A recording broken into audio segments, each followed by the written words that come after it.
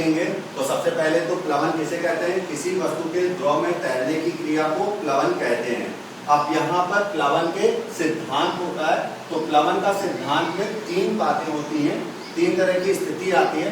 यदि किसी वस्तु को किसी द्रव में डुबोते हैं तो वहां पर वस्तु का हवा में भार यदि W है तथा वस्तु पर लगने वाला उत्प्लावन बल W1 है, तब तीन स्थितियां बनती हैं। नंबर पहली स्थिति, W बड़ा है W1 से, इस स्थिति में वस्तु पानी में डूब जाएगी। नंबर दूसरा, W बराबर है W1 से, इस स्थिति में वस्तु पानी में डूबी हुई तैरेगी। और नंबर तीसरा, W छोटा है W1 से, तो वस्तु पानी की सतह पर तैरेगी। यानी अगर आप इस चित्र को गौर से देखें तो पहली स्थिति में यहाँ पर अगर आप देखें कि W जो होता है यानी कि वस्तु का भार उस पर लगने वाले उत्प्लावन बल W1 से ज्यादा है, तो वस्तु पानी की सतह पर डूब जाती है, पानी की सतह पर डूब जाती है।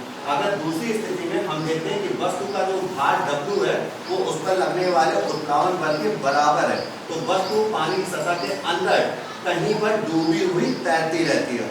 और नंबर तीसरी स्थिति, यदि वस्तु का भार उस पर लगने वाले उत्प्लावन बल से कम होता है, तब वस्तु पानी की सतह पर पानी की सतह पर तैरती है।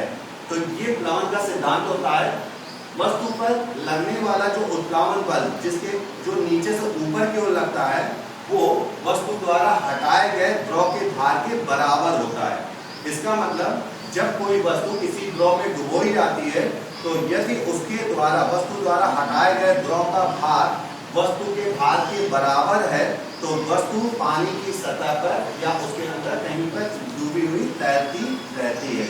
इसे प्लवन का सिद्धांत कहते हैं।